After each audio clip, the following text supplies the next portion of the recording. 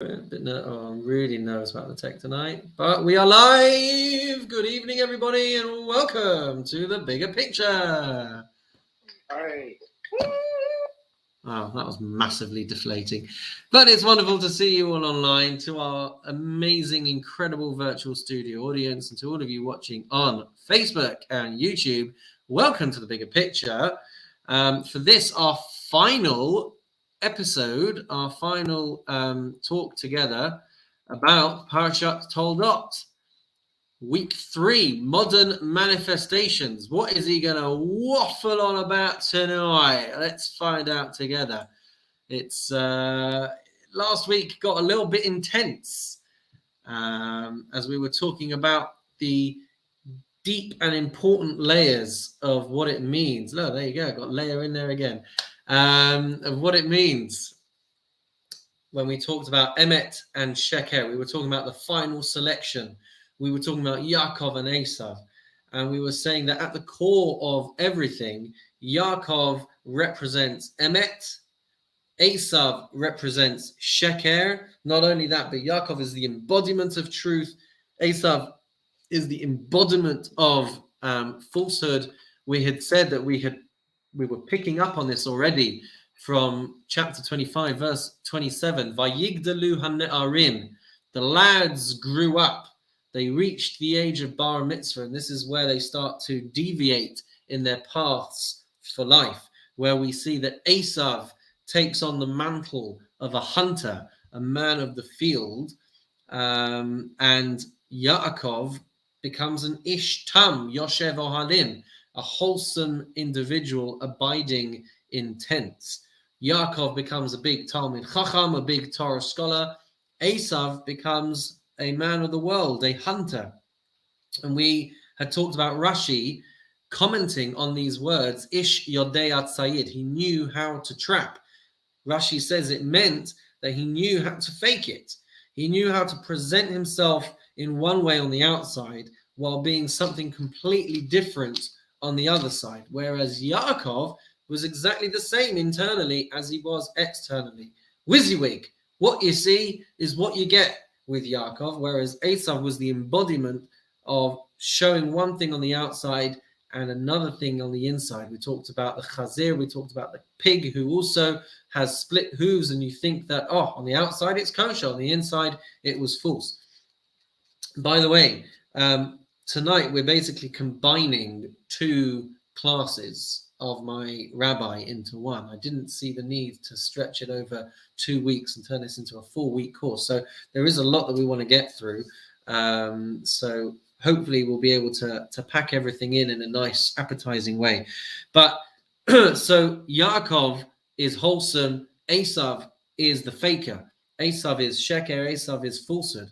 And we had said that this is quite possibly the worst type of evil that we can have, right? Not only is Esav a rasha, a wicked person, but the depth of the falsehood is that he presents himself as a tzaddik. There's nothing more dangerous than that.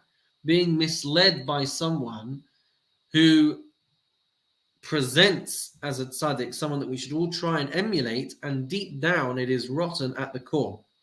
And that is the struggle, we said, in the context of the final selection between Yaakov and Esav. But speaking in a macro, bigger picture scale, it's the struggle throughout this fourth exile that we had talked about, leading us towards the end of history as we know it, leading to Mashiach.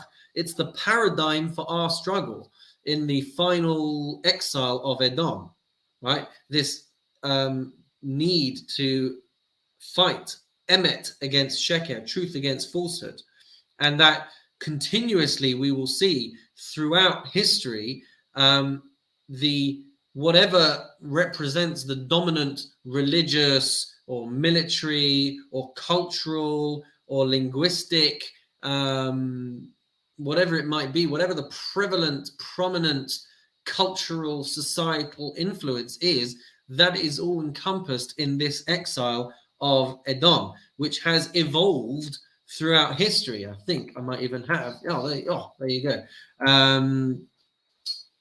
it evolves throughout history. And there's nothing more dangerous than that. When something is seemingly the same, but could not be more opposite. And the way that that's evolved, we talked about last week. We talked about how it started off as Christianity, where Christianity was saying, we are you, we are the new Jews.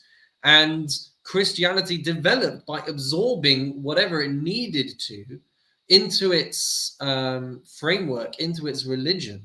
And if you go through and read about the way in which the religion develops and evolves, it's got a lot to do with taking different aspects of the groups that they were looking to subsume and then somehow internalizing that and integrating that into what becomes Christianity nowadays. That was the first kind of layer, as it were, the first kind of manifestation of Galut Edom. But then we've seen that it develops and it evolves, and all of the different challenges and all of the different issues that we face, it all kind of evolves out of this point. So all of the modern challenges that we have nowadays of trying to figure out what is true, what is right, what is authentic, we still have that friction today, and it's all a manifestation of this. The fact that it's almost frowned upon for there to be such a thing as absolute truth or objective reality, it should start to unravel for us how deep this all goes. The fact that nobody can really have a handle on the truth, the fact that everybody's opinion is valid and nothing can be absolutely correct because everything is subjective and everything depends on different people's whims and different societal this and that and all the rest of it. All of these modern challenges help us to understand how deep and enmeshed this is in our everyday lives and the way that it shifts and changes throughout almost now on a day-to-day basis. One week something is seen as the pinnacle of truth, and the very next week a person could be cancelled for holding that opinion. Cancel culture. A person can lose their livelihood, can lose their profession, can lose their job, their title, whatever it is. All of this seems to turn on the flip of a coin. It can change so drastically and change so quickly. This is all a manifestation of the ever-changing galut, the ever-changing exile. We talked about the reality of food and the way in which we have, on the one hand, this push for healthy eating, and on the other hand, never before have we consumed so much junk and so much artificial and chemical ingredients in our food, where food is presented as one thing and on the inside it's something completely different. We talked about the people that we look up to, the role models, and I wish we could have done last week's session knowing a bit more about the whole Will Smith situation, but there we go. We put people on a pedestal who present themselves in one way and in another way are something completely different on the inside. And in front of our eyes, as history develops, we watch the illusion start to fall away. We start to realize that the role models are not the people who we like to have thought they were. We talked also last week about different verses and sources in the Talmud that Esav and Yaakov cannot really coexist. And at one point or another, either the truth is going to rise high or falsehood is going to rise high. It's never going to be that both are really are both coexisting in a strong way. The falsehood may be the over-abiding and overpowering force in the world, but we also talked about how eventually one day it's all going to collapse. The facade will be revealed, and we will get to a point of absolute truth and absolute clarity, which we talked about being with the time of the Mashiach. Eventually, the fourth exile of Edom will fall. So, if we try and take things one step deeper, then we start to ask ourselves a couple of questions. So, Esav is presenting himself as someone else. He tries to present himself as a tzaddik, but as we said, it's all a facade. His entire existence draws from trying to take someone else's place in the world. He's trying to pretend to be Yaakov. And if that's the case on a micro scale, then we have to ask ourselves on a macro scale and trying to get into the crux of the issue. The question we need to ask ourselves is, where does the need to copy someone else come from? I'm not talking about trying to emulate someone who's better than us, trying to live up to expectations, trying to live up to a role model, but where does the need to actually copy someone else come from? To lose and abandon your own identity because you feel like you need to be like someone else or something else. Where does that come from? So really, it comes from a certain lack. It comes from a certain emptiness, an internal emptiness, an insecurity, a jealousy perhaps. Because anyone who is filled with a sense of self-contentment or has a grasp on reality, has a grasp on truth, they don't need to be like anyone else. Anyone who is content with who they are, satisfied with who they are, understands who they are, then they have no need to be like anyone else. But if a person is empty, then you need to fill it with someone else, or you need to fill it with something else. So when we think about it in that way, then we can look at history and realize that this is all following the same pattern and the same manifestations as we get closer and closer to modern realities. As we said, the first manifestation of it was Christianity, was Rome. And you'll all remember a couple of weeks ago we had Shannon Newson, who was a Christian missionary and ended up converting to Judaism and now tries to expose missionary activity. She's not the only person that saw the emptiness beneath the surface. There have been other people. I think we had a number of years ago, Osher Wade as well. There have been people who have lived in both worlds, who have realized the falsity or have realized the shallowness of what lies beneath the surface. But that's just in one manifestation. If we start to look at the modern world, if we start to look at the Western world, and we start to isolate that sheker, falsehood, emanates from a place of emptiness, then it really starts to hit very close to home. Because if we look at society nowadays and the way in which we've never been more connected than we are now. We've never had more access, and yet we have never been more alone.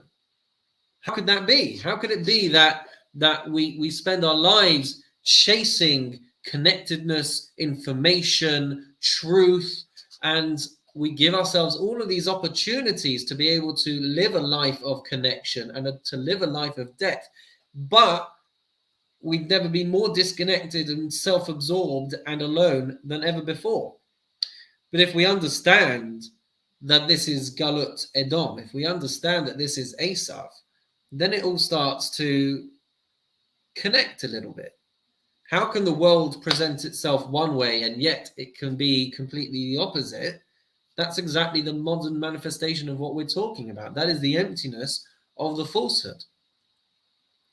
You know, one of the most powerful machines for connectedness at the moment still remains to be, right, even though there are other platforms hot on their tails, but Facebook still remains one of the most popular and one of the most important technological platforms at our disposal. But let's think about the name for just a second, right? Face in Hebrew is a panim. Our external visible presence in Hebrew is called panim. The inside of a person, what lies within, in Hebrew, is bifnim. Bifnim. And the reason for that is the Hebrew essence of what it means to present yourself one way on the outside and to present yourself the same way on the inside. This is reflected in the Hebrew words that we have for that which is external and on show for everybody, and that which is internal and hidden away from everybody. In Judaism, they are one and the same. Yaakov is an Ish Tam. He is the same on the outside as he is on the inside. So that's why we have the same word, the same essence for the way that we present ourselves on the outside and the way that we present ourselves on the inside. But if we think about the reality of Facebook and we think about the reality of social media, the whole point of it is to present yourself in one way on the outside, because God forbid should anyone ever know what you're actually feeling on the inside. It's a billion-pound industry, multi-billion-pound industry, to be able to fake the way that you actually feel and to present yourself in one way and to be entirely inconsistent and entirely the opposite of how you actually feel as an individual. So we try to look one way to everybody else, but we don't feel that way at all. And that's essentially the same manifestation with so many different things within our society, within our culture. To present yourself a certain way, even if it doesn't match how you feel on the inside.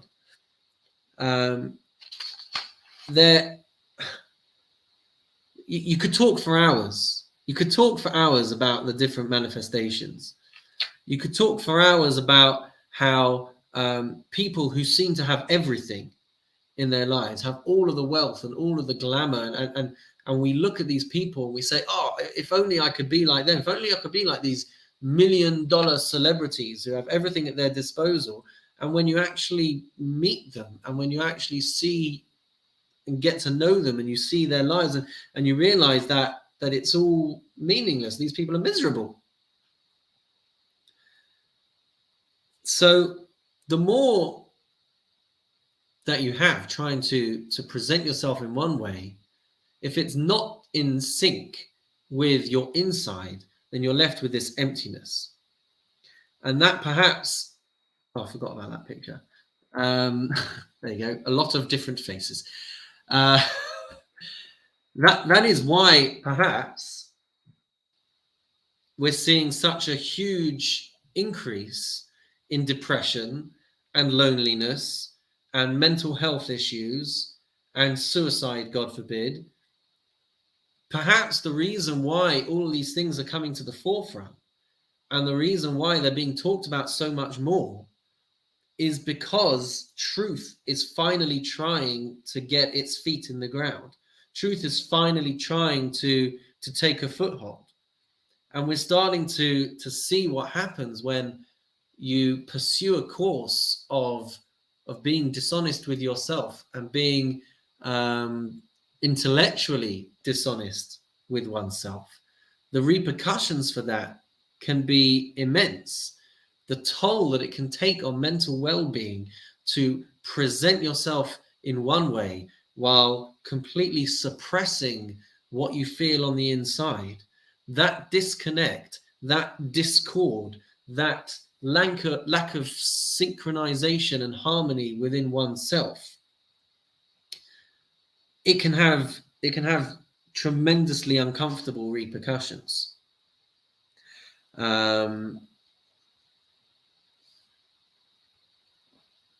When we look at the flow, when we look at our narrative in Chumash that we've talked about on a few different occasions, the narrative as we started to present it last week.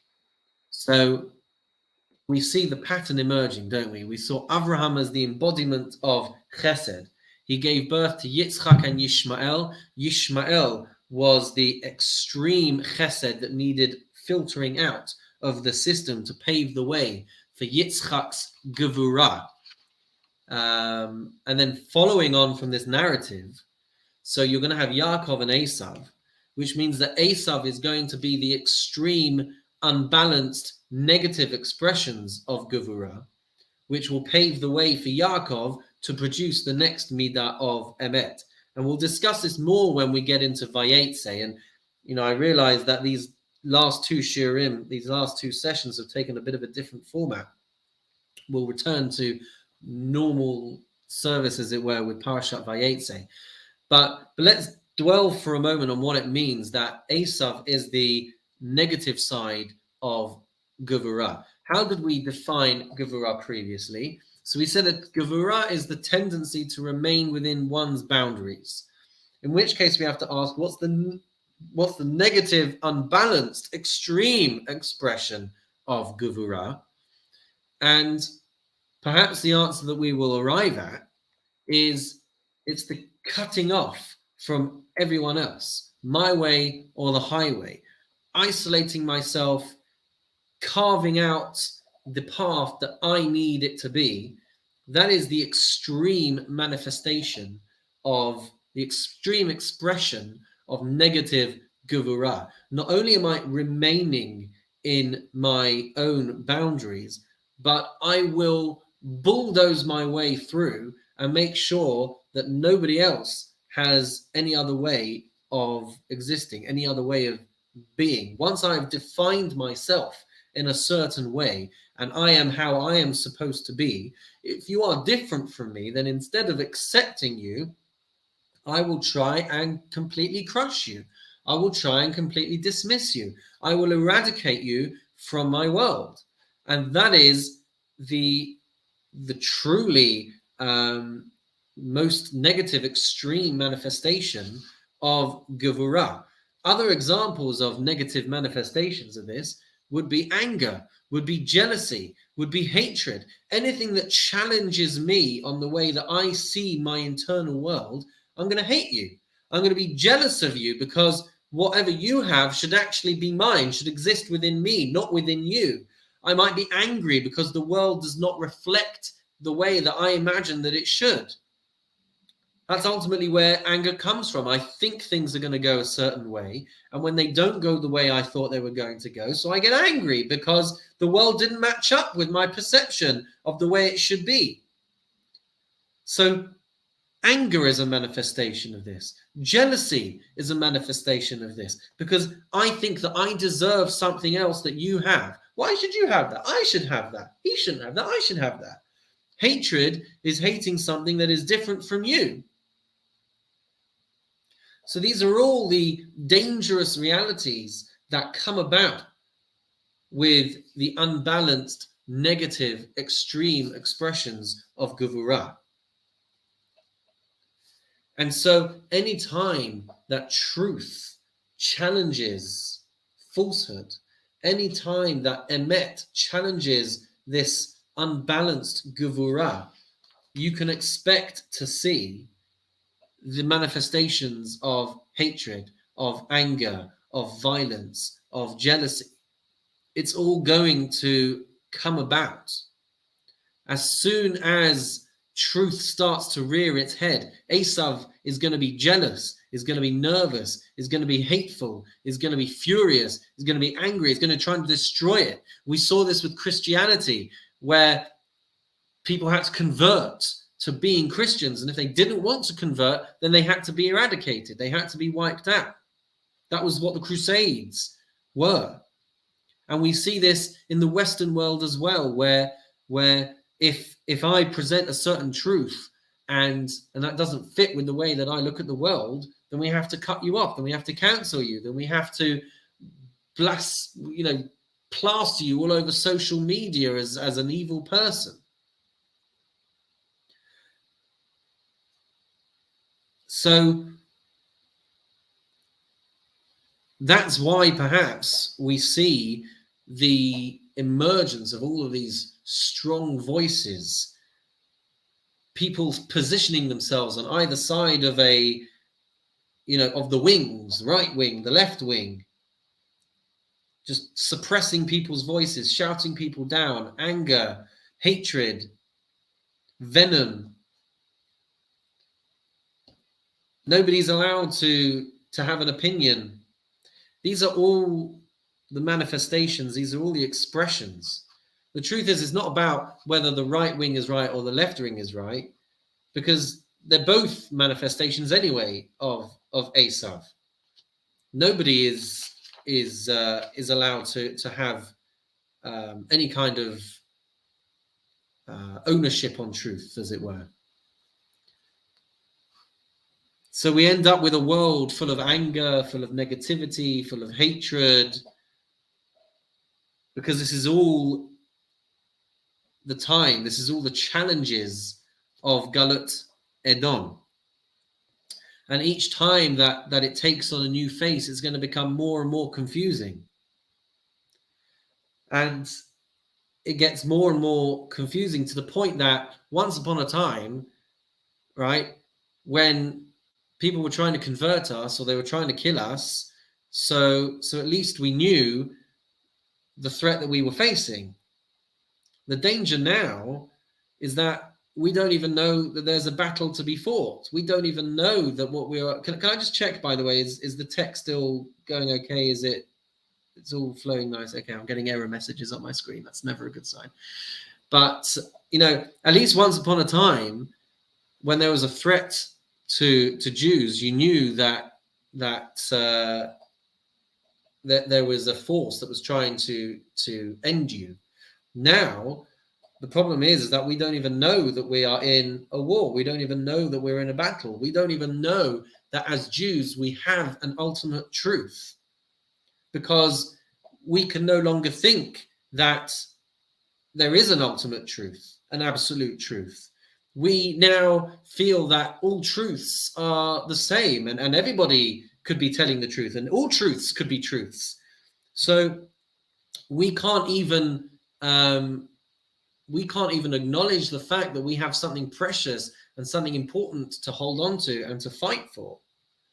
And the reason for that is because the world has managed to convince us that Esav and Yaakov are the same, where we stare ourselves in the mirror and we can't even begin to unravel and even realize that there's a problem, even realize that there are questions, because we're not allowed to ask questions. And there could be all different kinds of reasons for that. But that's where we get to in the modern world. And the ramifications are that if there's a loss of truth, then it impacts on our health, it impacts on our identity, it impacts on our self-fulfillment.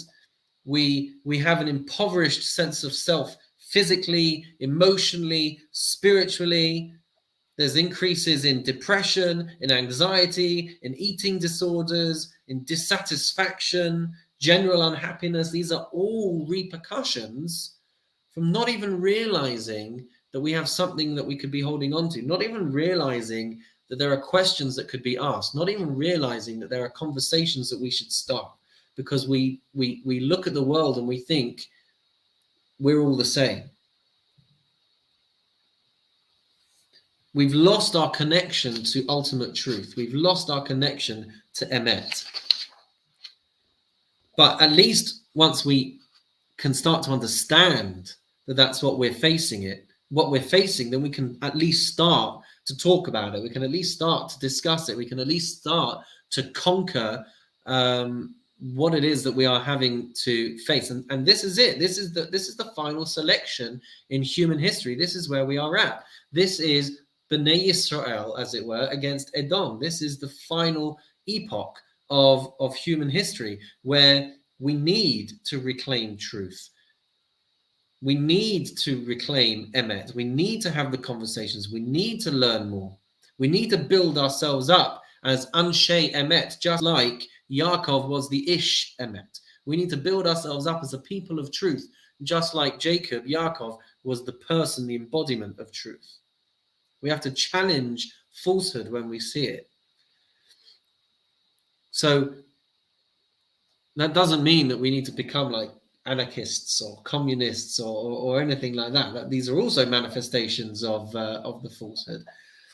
But it means that we need to not take everything at face value, not just accept everything because that's the way that society tells me that it has to be. Because that's exactly where Esav wants us, where we look around and we think, oh, no, this is the new normal. We have to just accept the new normal. Well, we don't necessarily. We have an ultimate truth which we have to cling on to. And we saw that verse at the end of Ovadia, where we said, that that the Edomite regime, the Edomite exile will be toppled. Emet will reign. And Hashem will be the overarching kingdom that will arise. That's when we get to the point of Mashiach. So it will come. It will take time. We at least have to acknowledge that we've got the questions to ask. But it's all heading in the right direction. It's heading exactly the way that human history needs to develop.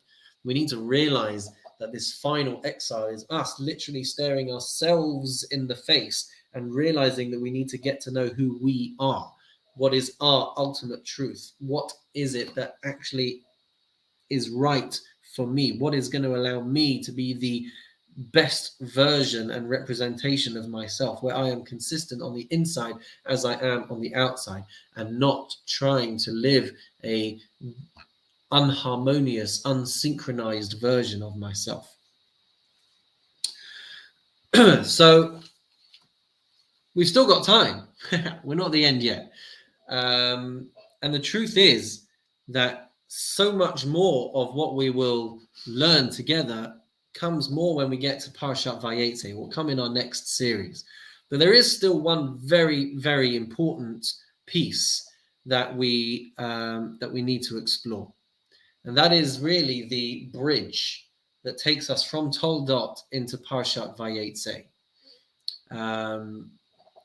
As we've said, we're heading towards a point where we have our three forefathers, our three avot in place. We have Avraham, Yitzchak, Yaakov. We have our Chesed, Gevurah, Emet. It's all channeling in the right direction.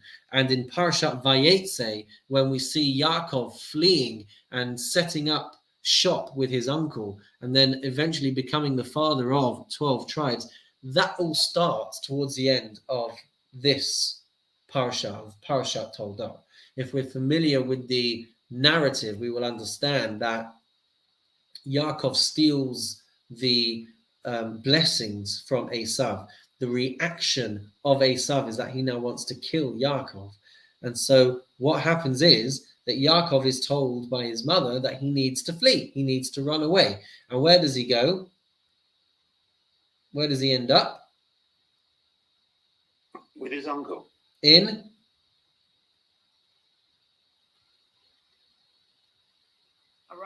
Haran. So why is Yaakov going to Haran? That's the question that we need to ask ourselves. Why is Yaakov going to Haran? Anybody?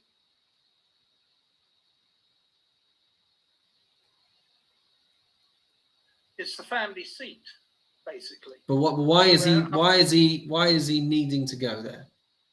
Because it's out of Canaan, where the temptations in Canaan were much too bad for him to stay, in case he had a Canaanite woman. So he had to go to his uncle to marry within the family. So you can Lawrence, you're one slide too quick for me there. You're one slide too quick for me. Sorry. See, the difficulty that we have, based on literally what I was saying a moment ago, is that if we were to ask the question, why does Yaakov need to run away? Why does he need to go into his exile? Why does he need to go to Haran? So we can easily jump at the answer, because his brother is chasing him and because his brother's going to kill him. But what happens when he goes to Haran? Exactly as Lawrence is pointing out, he ends up marrying and building his family. And if we see, oh my goodness me, I've probably missed a whole bunch of slides over here. No, I haven't, just the one. So chapter 27, verse 41, Esav hates Yaakov because of the fact that Yaakov has taken the blessing from him, right? And he says, may the days of mourning for my father draw near, then I will kill my brother Yaakov. He wants Yitzchak to die so that he can go ahead and in clear conscience kill his brother. So his mother, Rivka, hears of this. And when Rivka is told that Esav wants to kill Yaakov, she summons him and says, Esav wants to kill you. Verse 43, so now flee to my brother Lavan, to Haran, and remain with him a short while your brother's wrath subsides. So why does Yaakov go into exile? Why does he go to Haran? Well, on the one hand, it's because he needs to run away from Esav. But on the other hand, says Rivka in verse 46 at the top of the page, I'm disgusted with my life on account of the daughters of Chet. So Yaakov needs to take a wife from Haran. So there's a duality of purpose over here. Is he running away from Esav, or is he running towards his destiny of finding a wife and building a family? So which is it? And the answer is, it's both. It's both. So Yaakov, and we have to keep in mind also, Yaakov as the Maaseh Avot Siman Labanim, Yaakov is being forced to flee, on the one hand because he's being chased by his brother, and on the other hand, because he needs to find a wife. The answer is both. And what that means is that any Galut experience that we have in our lives is going to have a duality. On the one hand, there's a reason that something happens to us. But on the other hand, there's a purpose for why something happens to us. There are two ways that we can examine it. There's the way of looking at it that there's a reason why something has happened, and there's the way of looking at something that there's a purpose for why something happens. So there's two ways that we can look at these things personally, nationally, any difficulty in life. There are the reasons why something happens, and there is the purpose for why something happens. There is something that we are supposed to be accomplishing with any situation that we face. So the reason why Yaakov needed to flee was because Esav was going to kill him. But the purpose of Yaakov needing to flee was because that was the step that had to happen in order for him to be able to start a family.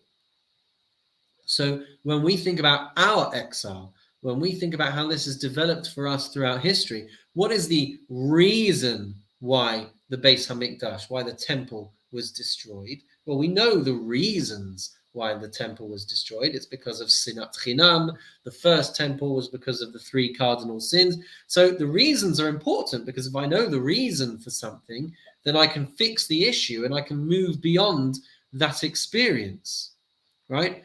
But you can't overlook the importance of understanding the purpose of exile. The reasons are important, but so is the purpose. And we said that these four exiles are built into the flow of history. They're built into the beginning of creation. We talked about that last week. We've talked about that previously. It's all there in the sources. That there has to be something that we have to accomplish. There has to be something that we have to build in our exile now. And that is the purpose of this exile. Yaakov finds his wife, or his wives, and he builds most of his tribes in the context of his galut, in the context of his exile. And so too, Maaseh Avot Siman Labanim, on a macrocosmic level, we need to also examine the reasons and the purposes for the situations that we encounter. The reasons will spur us on to improve. The reasons will spur us on to teshuvah, to repent. But the purpose is what takes us further. So the same is going to be true for each and every single one of us. It's interesting, actually, because according to some of the commentaries, there was no reason, or there was no explanation, no mistake that made Yaakov deserve his exile. But if he had just sat there for 20 years, wondering what he had done to deserve having to run away, then he would never have met his wives and he would never have built his family. So if we spend our lives ruing and wondering why it is that X, Y, and Z happens to us, then we can never progress beyond. We can never reach our purpose. We can never find the things that we need to be able to propel us forward. So difficult situations can propel us to achieve things that we could never have achieved. Because for everything that might carry a reason, there's also everything that has a purpose. And that is what this part of the story, this is what the Galut, the exile of Yaakov, is really trying to teach us on a bigger scale over here. We'll see this more when it comes to Yosef, because he really embodies this philosophy, this concept. Right? If we think about the story of Yosef, and I know we're not on to those parashiyot yet, but spoiler alert, yeah? So Yosef has a dream that his brothers are going to bow down to him one day. He dreams that he is going to be the top of his game. And what's the next thing that happens? His brothers throw him in a pit and leave him to die. And then he gets sold as a slave to Egypt. And this is the complete opposite of what he was expecting. And he ends up down in Mitzrayim, he ends up down in Egypt, and he gets bought up by Potiphar. And if he was to just sit there and rue the day and say, oh, why has this happened to me? He will achieve nothing. But what does Yosef do? He doesn't just sulk in the corner of Potiphar's palace. He puts his effort into it. He puts his all into it. And because of that, he rises to prominence in Potiphar's house. And Potiphar trusts him with everything. And he gives him the keys to everything. And he has access to everything. And what happens then? His wife, Potiphar's wife, tries to seduce him. And as a result of that, he gets thrown into prison. So what does he do? Going to sulk in the corner? No. He turns his fortune around inside prison. He becomes the king of the prison almost. Yeah. He makes jail an awesome place to be in. And he rises to prominence again. And he accomplishes something which ordinarily people might not ever be able to accomplish. He sees hope where there is otherwise no hope. And he helps the other prisoners and he interprets their dreams. And this leads to the butler being reinstalled in Pharaoh's palace. And as a result of that, he tells Pharaoh, when Pharaoh is struggling with his dreams, he tells him, oh, well, there's this guy in prison who interprets dreams. And as a result of that, he comes and he interprets Pharaoh's dreams. And as a result of that, he becomes the second most powerful person in the civilized world. And as a result of that, when famine hits in the land of Canaan and his brothers come down to Egypt and they end up having to deal with him, and what do they have to do when they encounter Yosef as the second most important person in the civilized world? They bow down to him. So Yosef is an individual who understood that there are reasons for things, but there is also a purpose for things. And he was singularly focused on the purpose. And because he was focused on the purpose, it allowed him to build an empire that sustained his family throughout the 7 years of famine. It sets up the Jews for the next stage of history in Egypt. It sets up the ultimate redemption from Egypt. It sets up going to Mount Sinai to receive the Torah. It sets up the Bnei Israel's ability to go to the land of Israel. That all happens because Yosef focuses on the purpose and doesn't get swallowed up by the reasons. So even though Yosef is the paradigm of this, the first example of that is with Yaakov. It's with Yaakov having to flee and run away, not only because of the reason of the fact that Esau is trying to kill him, but also running towards his destiny, running towards the purpose, running towards the fact that that is where he's going to meet his wives, that's where he's going to build his family, and that family ultimately leads on to Bnei Yisrael. Those are the 12 tribes that become the children of Israel. So then we have to ask ourselves the question, why does he have to raise a family in the home of Lavan? Why does he have to raise this family experiencing galut, experiencing exile, being disconnected from his parents? Why does it have to happen there? Answer? Going to find out in Parshat Vayetze. That's not going to be dealt with tonight. That's going to be our next series. And that is all that we have time for vis-a-vis our recording. So please God, we've got our dates for the Vayetze series, but I didn't get a moment to create the flyer. So we need to put into our diaries Parshat Vayetze, which we will get to, all being well, in May. The 2nd of May, the 9th of May, the 16th of May, and the 23rd of May. That is when all of our questions will be answered and more besides. But for now, to all of you watching on YouTube and on Facebook, we thank you all so much for joining us, and we'll see you all for the next series of The Bigger Picture. If you'd like to join us for the after party and get your questions answered, come and join us now live on Zoom.